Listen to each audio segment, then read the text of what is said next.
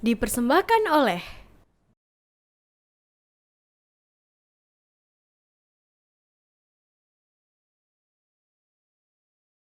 Assalamualaikum warahmatullahi wabarakatuh, pemirsa TVmu dimanapun Anda berada. Apa kabarnya nih? Mudah-mudahan pemirsa semuanya selalu dalam keadaan sehat walafiat dan juga bahagia selalu. Amin ya robbal alamin.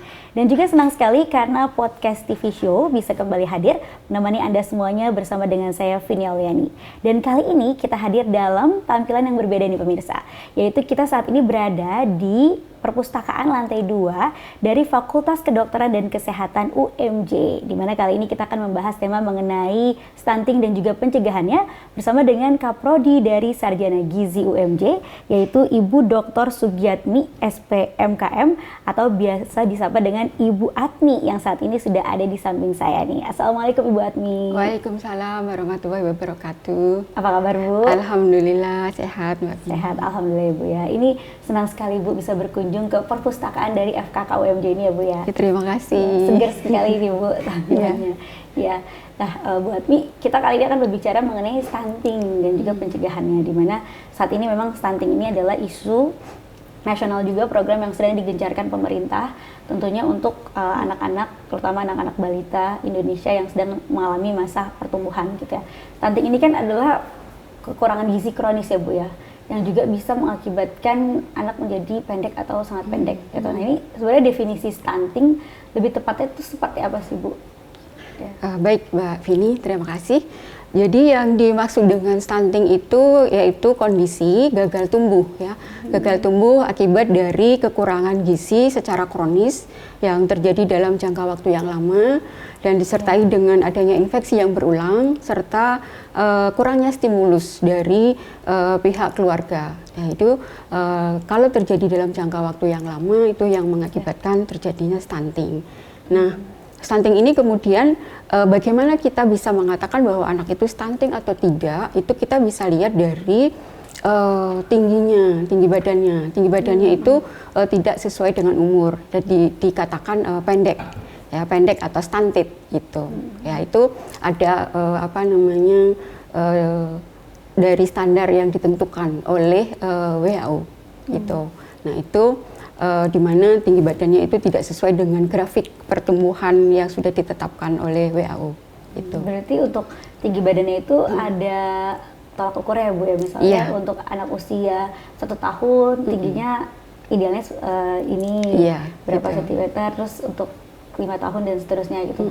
Tapi ini yang membedakan suatu anak ini dikatakan stunting dan mungkin ini ada faktor genetik nih di dalamnya gitu, karena faktor keturunan gitu tuh gimana Bu?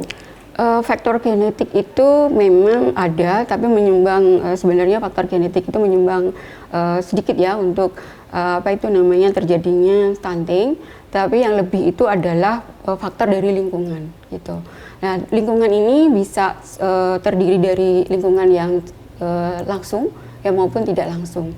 Jadi faktornya itu banyak yang menjadi penyebab dari stunting gitu. Yang langsungnya itu adalah tidak adekuatnya intake ya, asupan gizi yang diberikan kepada anak. Dan stunting ini terjadi itu tidak dalam jangka waktu yang serta-merta, tetapi itu terjadi dari semenjak bayi itu di dalam kandungan. Jadi sejak anak di dalam kandungan, maka ada yang namanya disebut sebagai 1000 hari pertama kehidupan.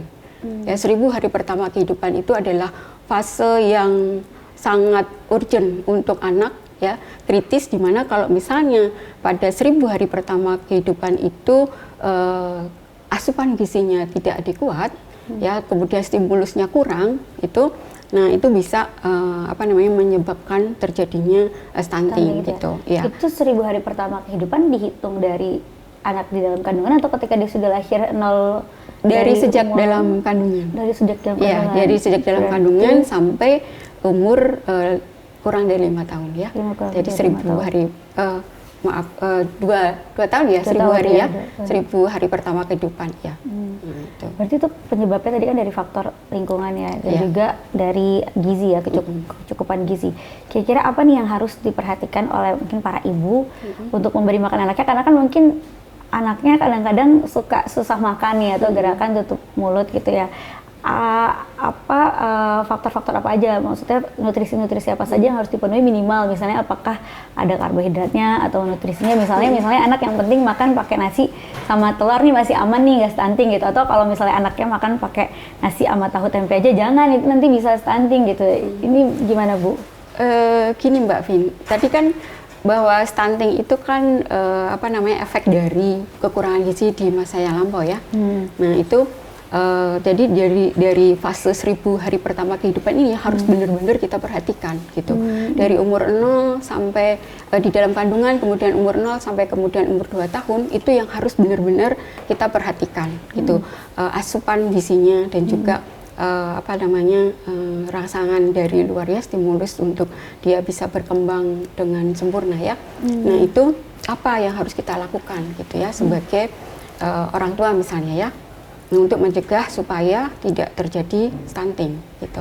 Nah, yang pertama harus dimulai sejak si ibu ini merencanakan untuk mempunyai keturunan. Ya, jadi harus dilihat benar-benar dipersiapkan kondisi kesehatannya. Ya, jadi harus tercukupi makanannya yang gizi seimbang ya. Jadi harus ada karbohidrat, protein, kemudian ada lemak, vitamin dan mineral, di mana itu terdiri dari ada nasi ya sebagai sumber karbohidrat, kemudian ada sayuran, kemudian ada protein nabati dan hewani ya, dan kemudian juga ada buah-buahan, ditambah dengan tercukupinya air minum ya, air mineral ya, bukan air mineral, air ya, air saja gitu ya, cairan pokoknya ya. Nah itu dalam 1 hari. Nah kemudian ketika hamil itu juga harus ada treatment gitu ya, harus ada kontrol ya, maka yang dinamakan sebagai antenatal care. Nah itu program pemerintah itu mengharuskan gitu ya, ibu hamil itu untuk memeriksakan kandungannya itu minimal 4 kali selama kehamilan. Ya, selama 9 bulan itu 4 kali ya. Minimal 4 kali. Terus kemudian juga dianjurkan untuk mengonsumsi tablet tambah darah gitu kan. Nah itu untuk ibu hamil ya, jadi rutin untuk mengontrol kondisi kehamilannya.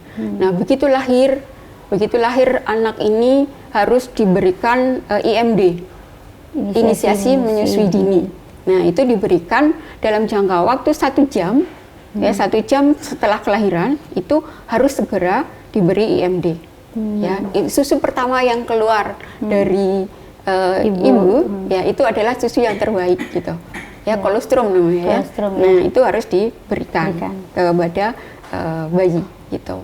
Kemudian setelah itu baru kemudian ASI eksklusif ya, itu harus diberikan. ASI eksklusif itu hanya diberi ASI saja sampai kemudian umur 6 bulan, baru kemudian diberi makanan pendamping ASI gitu, yang disebut dengan MPASI. Nah itu tuh diberikannya itu pada saat umur 6 bulan. Jadi pada saat lahir sampai dengan umur 6 bulan itu jangan diberi apa-apa kecuali ASI. Pisang juga jangan, pisang ya Bu, juga ya? Jangan gitu. Kenapa? Ya. Karena kan pencernaan belum sempurna untuk bayi ya. Nah itu jadi harus diberikan ASI saja. Nah itu namanya yang disebut sebagai ASI eksklusif gitu. Nah menginjak umur 6 bulan baru diberikan MPASI, dan itu pun diberikannya secara bertahap. Jadi harus lihat gitu, yang lembut dulu itu kan. Kalau umur 6 bulan itu kan biasanya diberikan yang masih bubur gitu ya. Nah itu kemudian menginjak ke umur 9 bulan misalnya itu sudah agak nasi tim misalnya ya. Nah terus baru sampai ke umur 1 tahun, nah itu baru sudah bisa diberikan makanan keluarga ya, tapi masih yang belum terlalu keras misalnya seperti itu. Itu adalah tahapan-tahapan yang memang harus diberikan gitu ya, harus dilakukan oleh ibu supaya si bayinya ini tercegah dari stunting gitu. Nah selain itu tadi kan juga harus dilihat selain dari makanan ya, ini kemudian juga harus dilihat dari perilaku hidup bersih dan sehatnya. Ya, dari perilaku hidup bersih dan sehat itu harus dilihat gitu. Kalau misal cuci tangan sebelum makan atau atau setelah buang air besar, air kecil gitu ya. Nah, itu harus dibiasakan.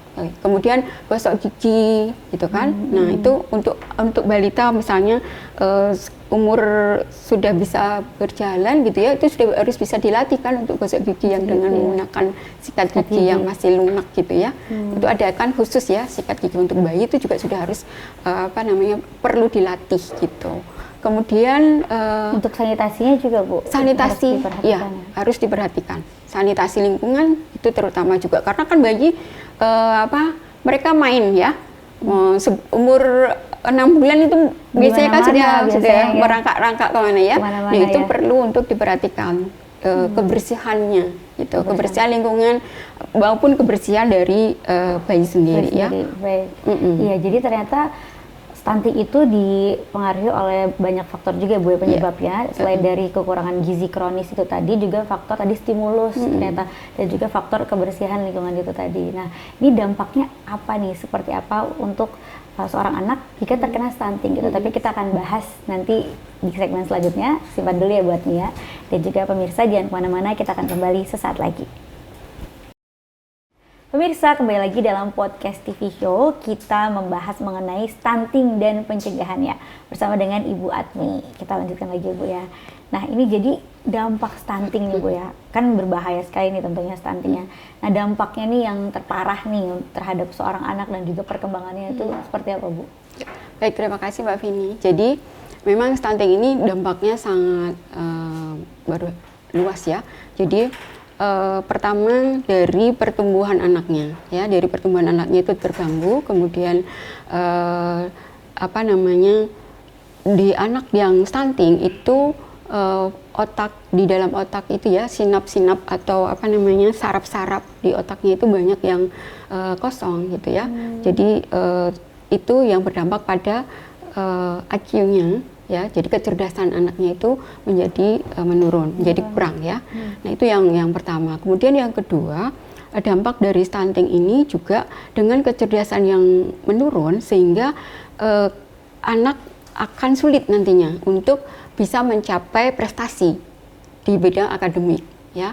Nah, dampak dari pencapaian prestasi yang rendah ini itu juga akan berdampak pada perolehan pekerjaan yang baik gitu kan. Iya. Nah, perolehan pekerjaan yang baik itu kan nanti kan berdampak pada perolehan pendapatan. Betul. Ya, perolehan pendapatan kan. Nah, kalau anak yang stunting kemudian dia prestasinya menurun, terus kemudian juga dia tidak bisa memperoleh pekerjaan yang baik dan pendapatan yang bagus itu, sehingga ini akan berdampak pada cara atau akses dia untuk mendapatkan makanan yang bergizi. Nah, itu padahal makanan yang bergizi itu kan penting sumber segala tenaga gitu kan. Nah, kemudian ada vitamin, mineral ya untuk metabolisme tubuh gitu kan, untuk supaya hidupnya sehat gitu kan, dan perkembangannya normal gitu. Berarti itu bisa menjadi lingkaran yang terus berkelanjutan ya, dari orang tua yang mungkin awalnya stunting, nanti bisa kalau tidak ditanggulangi dengan tepat, anaknya juga bisa stunting gitu. Nah, tapi ketika orang tuanya stunting dalam artian ada karena mempengaruhi tinggi badan ya Bu ya, jadi pendek gitu ya. Nah, nanti ketika anaknya itu dipengaruhi dan orang tuanya memutus mata rantai itu, anaknya itu dipengaruhi gizinya karena faktor genetiknya pendek, apakah anaknya tetap bisa tinggi? Karena kebutuhan gizinya itu tercukupi gitu. Iya, tadi kan iya. Jadi kalau faktor genetik itu kan sebenarnya sedikit aja ya berkontribusi gitu kan.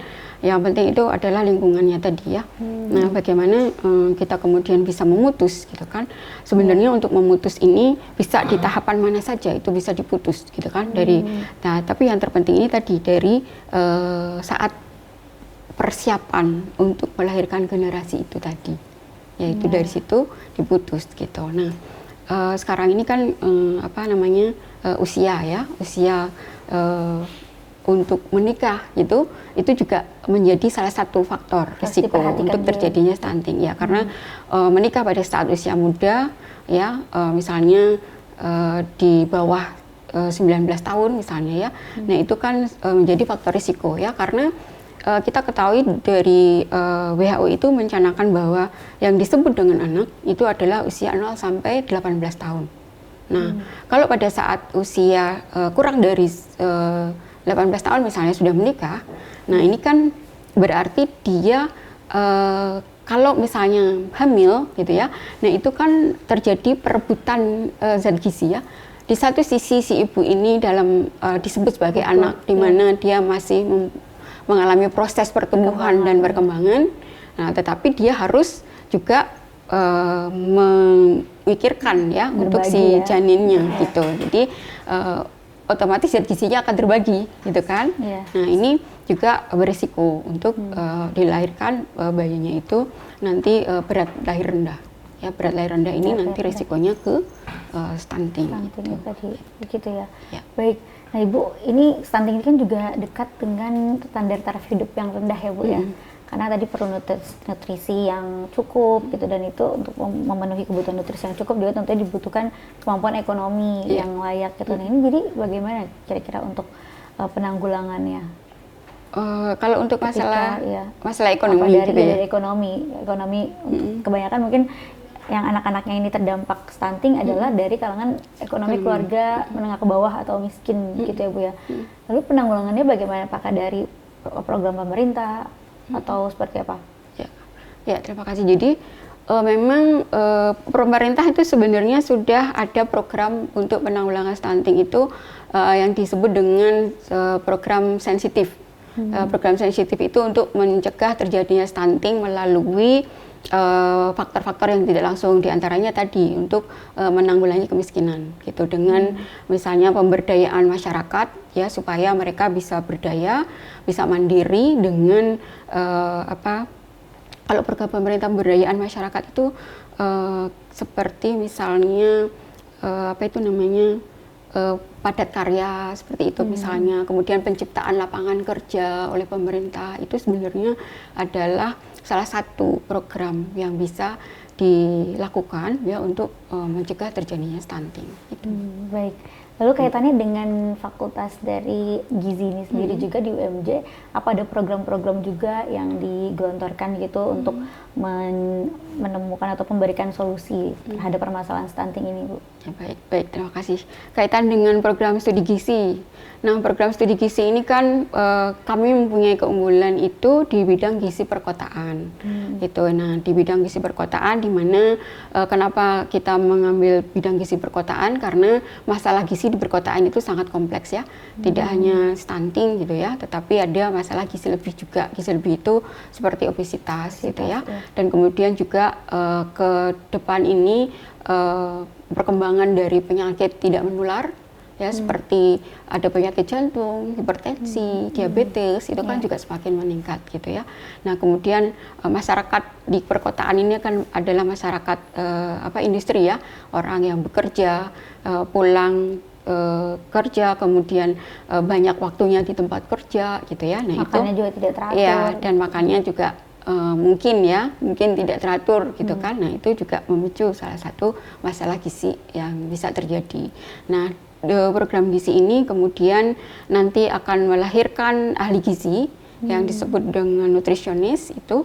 Nah, mereka nanti mempunyai keahlian di 3 ranah gitu ya, di gizi masyarakat, kemudian di mana bergerak di masyarakat, kemudian ada di food service ya, di pelayanan pemberian makan, kemudian ada di gizi dietetik, di mana memberikan pelayanan pada pasien-pasien di rumah sakit, bekerja sama dengan dietetik. Ya, itu. Jadi dietetik. 3 ranah itu adalah kompetensi yang harus dimiliki ya oleh ahli gizi dari FKK UMJ. Nah, program-program yang kita lakukan, kegiatannya ini kan kalau di pendidikan ini adalah di Tridharma ya. Kalau di UMJ Catur Dharma gitu ya, diintegrasikan dengan nilai-nilai keislaman dan kemuhammadian. Nah, salah satunya adalah di bidang pengabdian masyarakat dan juga di penelitian. Nah, di bidang pengabdian masyarakat itu kita ada pengabdian ke sekolah, ke sekolah-sekolah dengan memberikan edukasi ya ke anak-anak sekolah ya, bagaimana mereka harus belajar untuk perilaku hidup bersih dan sehat gitu kan. Terus kemudian juga memilih makanan jajanan yang sehat gitu. Nah, itu ada di pengabdian masyarakat yang kita lakukan. Kemudian juga ada penelitian itu dari dosen-dosen gizi ya, itu juga melakukan penelitian dan ada yang mendapatkan hibah ya dari Dikti itu. Nah, itu berupa dana ya untuk melakukan penelitian. Nah, itu ada yang sampai selama 2 tahun gitu dananya. Dan itu kita lakukan untuk melihat kaitan antara stunting dengan masalah lingkungan, kemudian nanti kemudian ada pemberian makanan tambahan seperti itu. Terus juga edukasi ke masyarakat, itu semua kita lakukan. Gitu. Jadi itu yang bisa kita lakukan sebagai peran kita ya di dunia pendidikan terhadap pencegahan stunting. Baik, jadi tadi program-program dari Fakultas Gizi ini itu ya, Fakultas Kedokteran. Fakultas Kedokteran dan Kesehatan. Jadi jurusan gizi ini ya Bu ya, untuk salah satunya menanggulangi stunting ini di masyarakat dan juga tentunya nanti mencetak ahli-ahli gizi ya Bu dari sini ya. Baik Ibu Atmi, kita akan lanjutkan kembali. Kita jeda sejenak terlebih dahulu Ibu dan juga pemirsa, jangan kemana-mana, tetap bersama kami, namun kita simak dulu yang berikut ini. Pemirsa, terima kasih masih bersama kami dalam podcast TV Show. Kita lanjutkan kembali pembahasan kita mengenai stunting dan pencegahannya bersama dengan Ibu Atmi nih ya Bu. Ternyata ini juga erat kaitannya stunting dan juga penanggulangan stunting dengan SDM-SDM yang nantinya akan dipersiapkan dari jurusan gizi ini ya Bu ya, dari FKK ini. Nah, tadi tentunya jurusan gizi ini juga mempersiapkan nih SDM-SDM yang mumpuni, terutama untuk para ahli-ahli nutrisionis ya Bu ya, nutrisionis atau ahli gizi itu tadi. Nah, itu tadi ada Ibu tadi menjelaskan ada 3, yaitu food service dan juga gizi masyarakat ya Bu, gizi masyarakat dan juga gizi dietetik. Gizi dietetik ini biasanya untuk di rumah sakit. Nah, nanti ini menarik sekali. Ini nanti ketiganya ini mereka akan bisa bekerja di bidang apa saja mengenai lapangan pekerjaan ya Bu? Ya, baik, terima kasih Mbak Vini.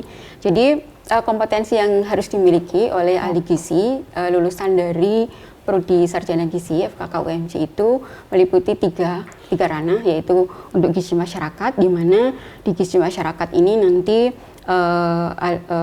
lulusannya itu bisa nanti bekerja di masyarakat ya, di puskesmas ya, pusat kesehatan masyarakat sebagai ahli gizi, kemudian juga bisa sebagai peneliti bisa juga gitu ya.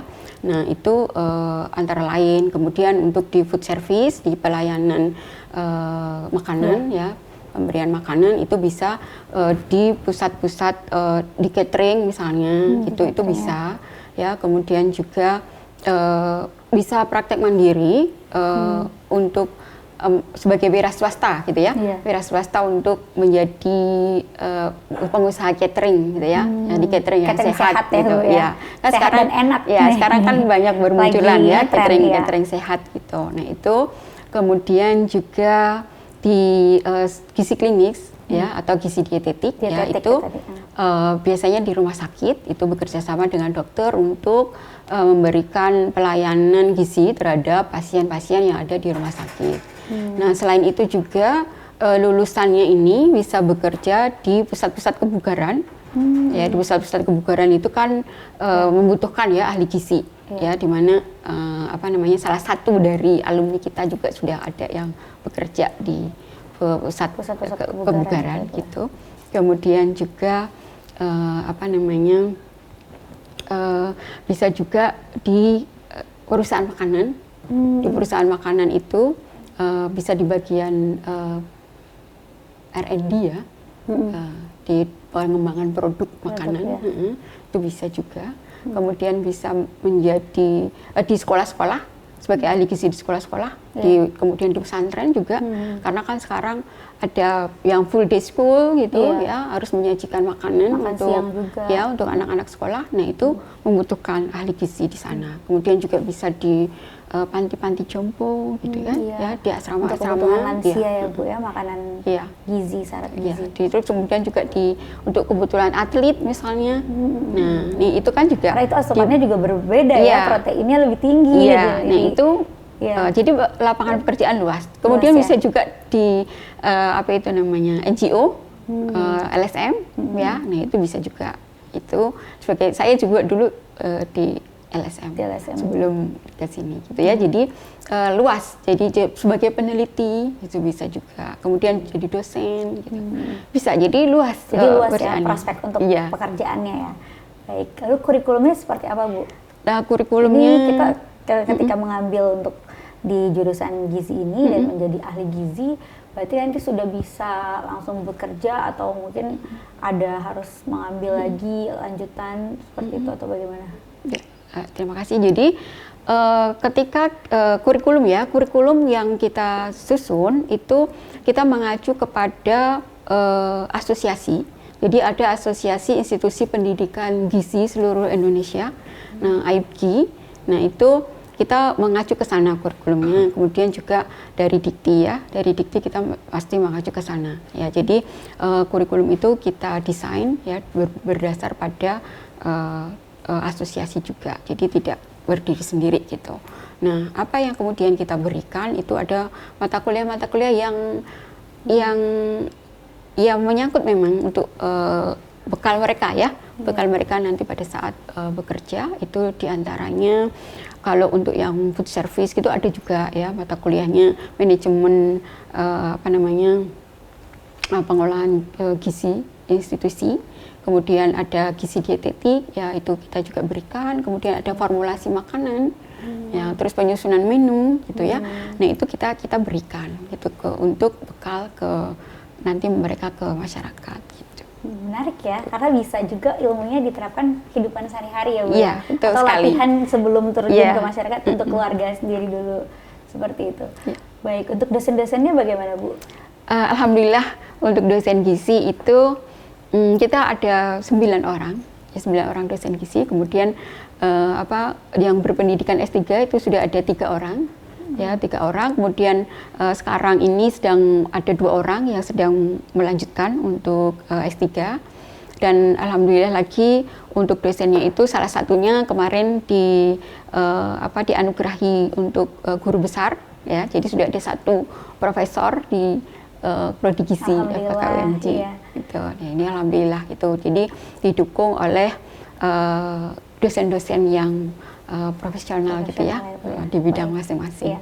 Lalu bagaimana juga nih, kita ingin tahu juga dengan fasilitasnya yang ditawarkan. Apakah ada praktek-praktek kalau misalnya mahasiswa ini mengambil jurusan gizi, ada praktek-prakteknya kah untuk misalnya penerapan makanan, asupan-asupan tadi gizinya yang dimasukkan gitu? Ya baik, terima kasih Mbak. Jadi fasilitas ya yang kita punya itu kita memiliki laboratorium. Ya, sebelum mereka terjun ke lapangan, nanti kita bekali ya dengan keterampilan untuk laboratorium pengolahan pangan.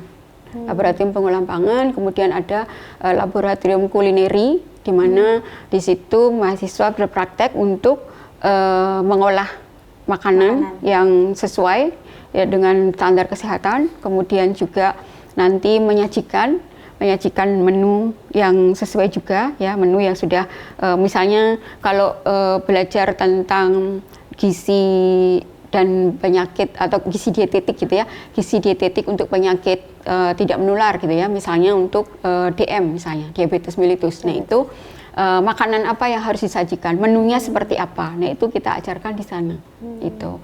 Terus kemudian juga ada laboratorium sensori ya, di mana pada saat kita belajar untuk memformulasi makanan, jadi kita tidak hanya makanan yang sudah ada, tapi kita juga memformulasikan, kita membuat suatu makanan yang baru gitu ya, yang baru tetapi gizinya tetap bagus ya. Tetap mencukupi gitu ya, tetap ada sesuai dengan syarat. Nah itu ada yang namanya laboratorium sensori itu untuk menguji gitu, temuan makanan baru. Temuannya itu yang disukai gitu ya, yang disukai oleh masyarakat itu nantinya yang seperti apa sih, dari rasanya, dari teksturnya. Nah itu ada yang namanya laboratorium sensori untuk uji organoleptik gitu ya.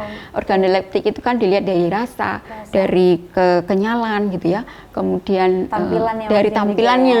Nah itu nanti di situ akan kita temukan mana yang baik gitu ya, untuk kemudian nanti kita buat yang skala lebih besar gitu. Ya. Berarti nanti nih lulusannya atau bahkan mahasiswa-mahasiswi dari jurusan gizi ini bisa menciptakan makanan baru nih, makanan baru yang enak tapi juga sehat gitu ya.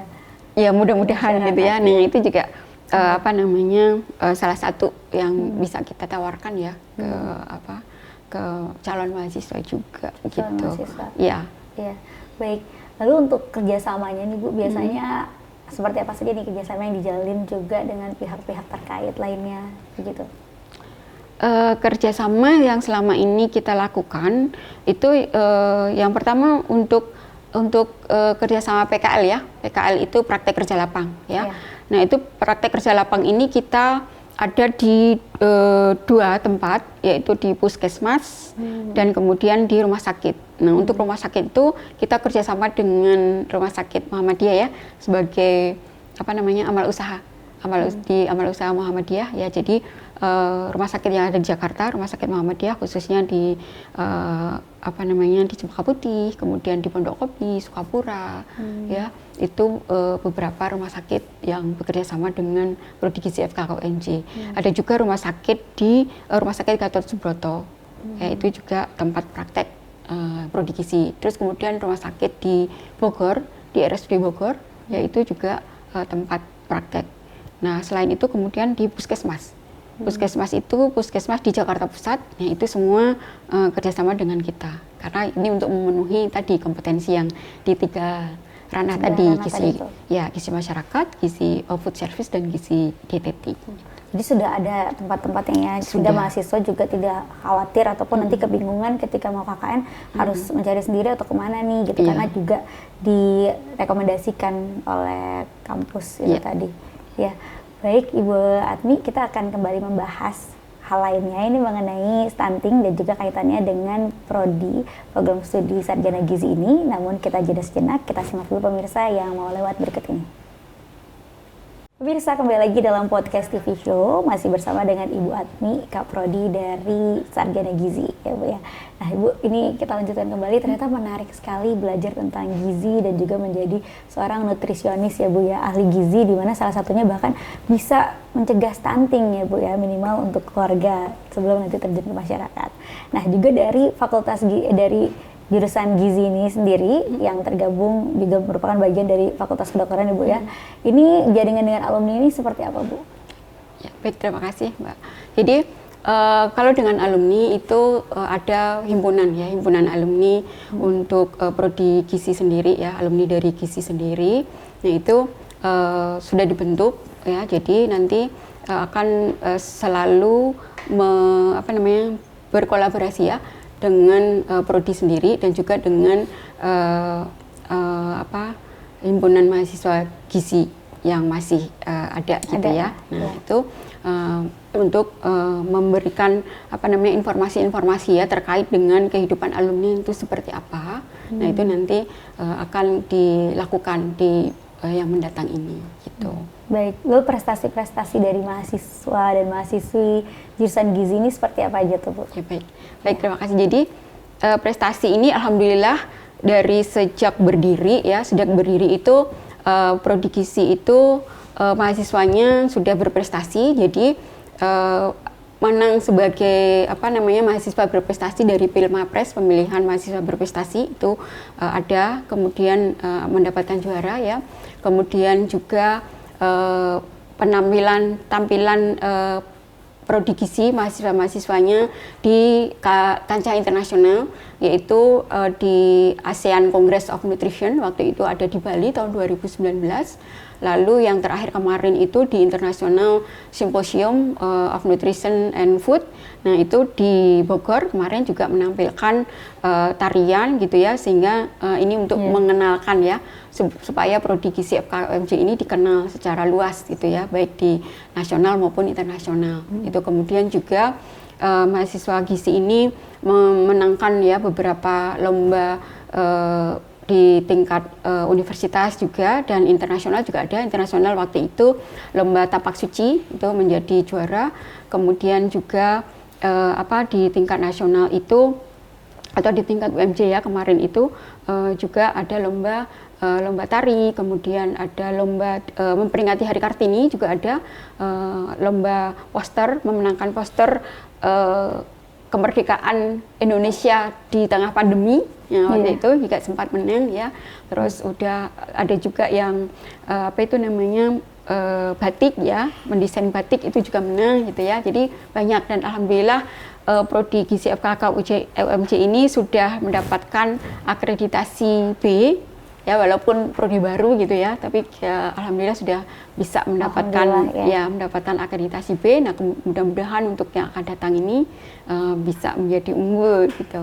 Mohon doanya semua ini. Amin. Ya, siap Ibu. Siap. Buat Bu, untuk program eksternal Ibu juga seperti apa nih kerjasama yang dijalankan, dan juga terkait dengan magang? Apakah tadi kan ada kuliah kerja nyata, apakah juga ada program magang untuk mahasiswa di mana mereka bisa memilih antara KKN atau magang, atau bagaimana ini programnya?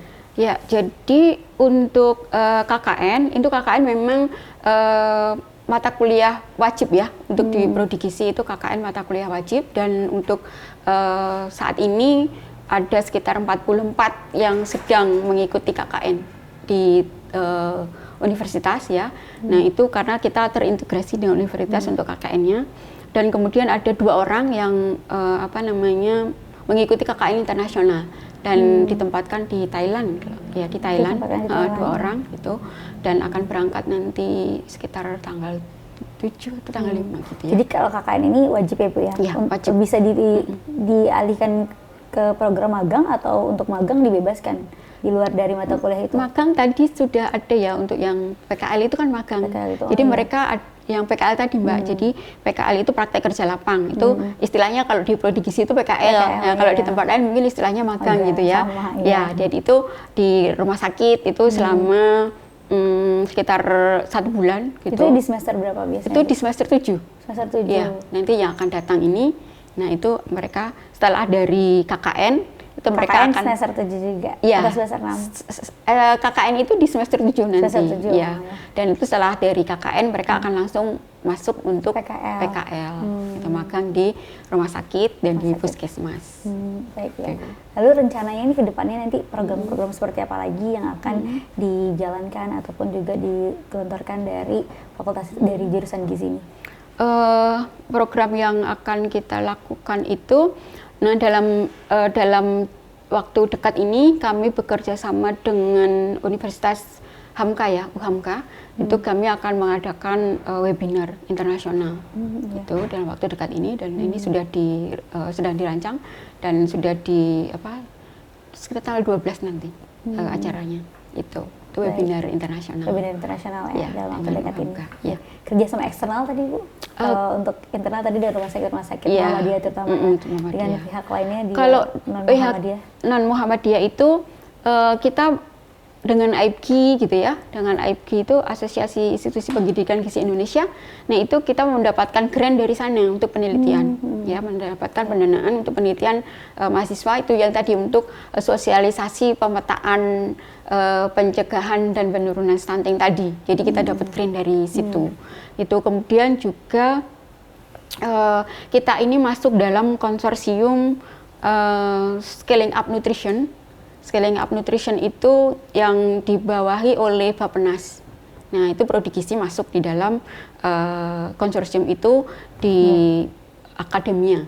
Jadi konsorsiumnya itu ada yang bagian akademia, kemudian ada yang dari NGO, kemudian ada yang dari pemerintahan. Nah, kita masuk di yang akademia. Nah, di situ kita adakan program-program apa gitu yang mungkin nanti bisa kita lakukan bersama gitu. Jadi setiap tahun itu ada progres yang harus kita berikan di ya. kancah Sun Academia tadi. Oke, baik Bu Atmi, boleh juga memberikan kesimpulan ini terkait stunting dan juga pencegahannya untuk pemirsa TVMU, apa kira-kira yang harus diperhatikan ataupun juga dihindari untuk pencegahan stunting ini agar jangan sampai anak-anak kita nanti generasi mendatang ini terkena stunting, Bu. Silakan. Baik, terima kasih Mbak Vini. Jadi untuk pencegahan stunting ini sekali lagi bahwa stunting itu akan berdampak sangat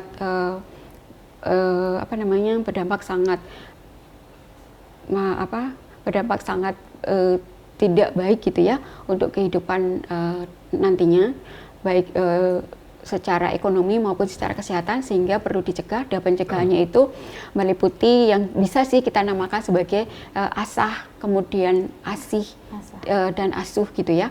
Nah, itu asah itu dengan memberikan asuh ya. Pertama asuh itu kita memberikan gizi yang baik ya, dengan memberikan makanan yang sesuai dengan gizi seimbang, kemudian berperilaku hidup bersih dan sehat gitu ya. Kemudian memeriksa kehamilan ya, kemudian memberikan ASI eksklusif ya, lalu IMD kepada bayi yang baru lahir, dan juga mempersiapkan kelahiran, mempersiapkan kehamilan dengan kondisi yang sehat, lalu juga hindari untuk pernikahan dini. Yang kemudian yang kedua adalah kalau tadi itu adalah asuh, kemudian yang kedua itu adalah asah. Itu dimana kita harus menyayangi anak-anak kita, memberikan penghargaan gitu ya, kemudian tidak menghardik gitu ya kepada anak gitu ya, berikan pemahaman dengan kasih sayang itu, kemudian sehingga nanti mentalnya itu akan sehat. Dan yang terakhir adalah